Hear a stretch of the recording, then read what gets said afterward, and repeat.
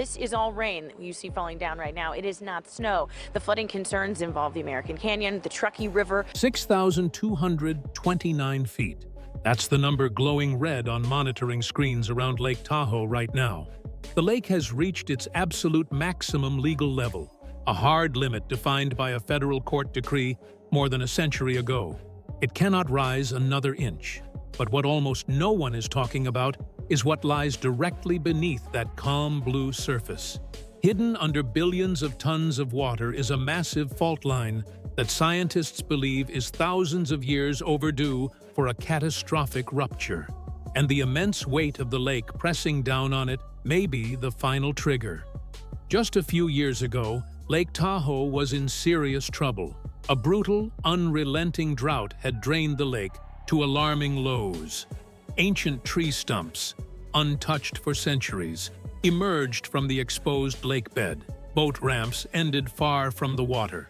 Marinas sat idle. Tourism collapsed. Scientists openly questioned whether California's water systems would ever fully recover. It felt like a slow death. Then, almost overnight, everything changed. Beginning in late 2022, powerful atmospheric rivers began slamming into the Sierra Nevada one after another.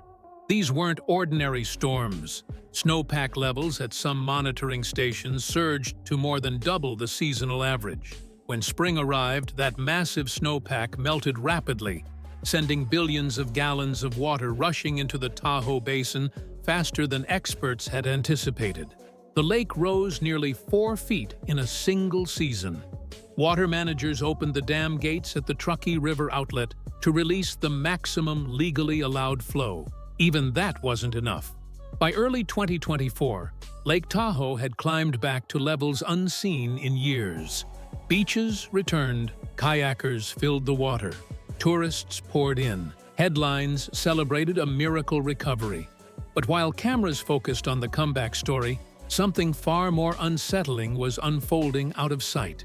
Seismic instruments positioned around the basin began detecting subtle changes, faint tremors, deep underground shifts, patterns that immediately caught scientists' attention. These weren't random signals. They pointed to activity beneath one of California's most dangerous geological features, the West Tahoe Fault. This fault runs roughly 25 miles directly beneath the lake bed. Researchers have known about it for decades, but what they've uncovered in recent years is deeply troubling. The West Tahoe Fault is capable of producing an earthquake as powerful as magnitude 7.3, significantly stronger than the 1989 Loma Prieta quake that devastated the San Francisco Bay Area. Even more alarming is the timeline. By analyzing sediment cores from the lake bottom and mapping ancient rupture zones, scientists from the U.S. Geological Survey and regional universities have determined that the fault last broke roughly 4,000 years ago. Based on its movement rate and accumulated strain, it is now considered overdue. 4,000 years of pressure locked into fractured bedrock. 4,000 years of stress building without release. And this isn't a single clean fracture. It's a complex, interconnected fault network beneath the basin, capable of rupturing in a cascading chain reaction. Now add water to the equation. Water is far heavier than most people realize.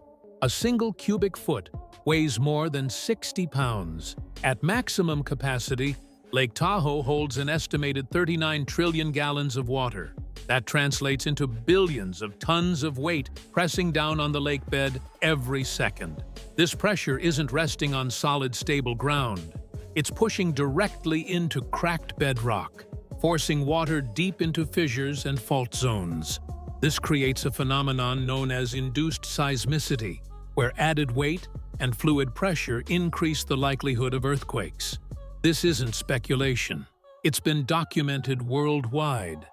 Reservoirs behind major dams have triggered earthquakes in India, China, and the western United States. The mechanism is well understood. Water increases pore pressure inside rock, reducing friction along fault surfaces. In simple terms, it lubricates the fault, making it easier for built-up strain to release suddenly and violently.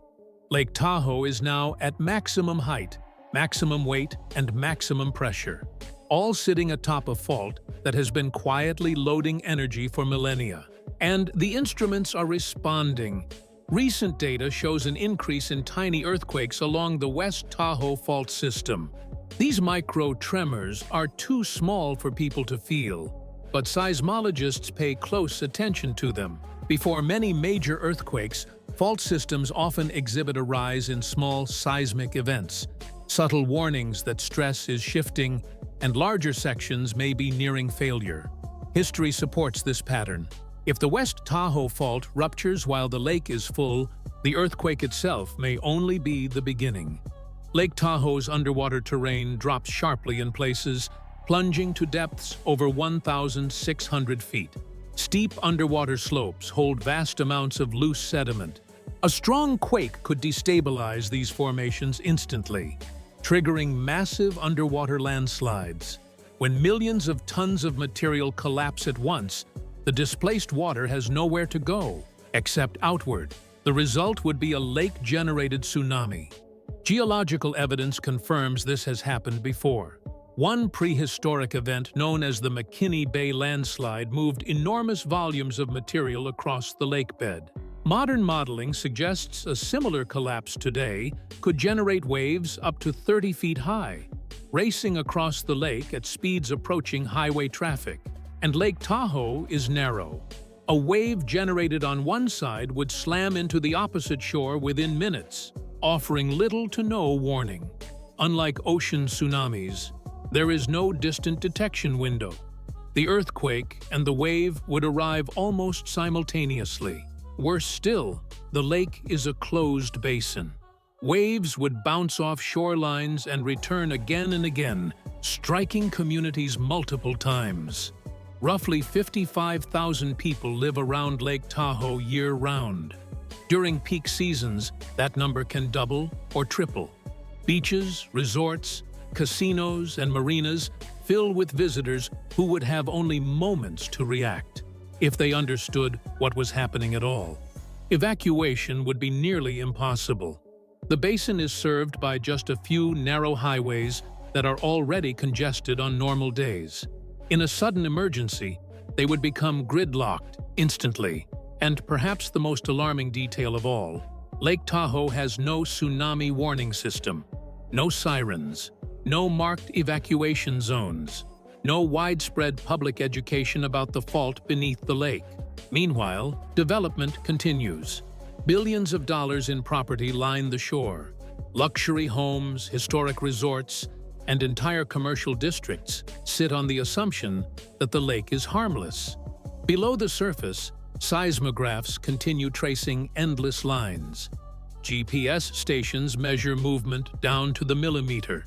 Satellites track subtle changes invisible to the human eye. The technology watching this fault has never been more advanced. But one limitation remains unchanged. Earthquakes cannot be predicted. Scientists know the fault exists. They know its strength. They know it will rupture again someday. What they cannot say is when. Until then, life around Lake Tahoe continues as normal. Families swim, tourists arrive. The water sparkles under the sun, and beneath it all, the pressure keeps building.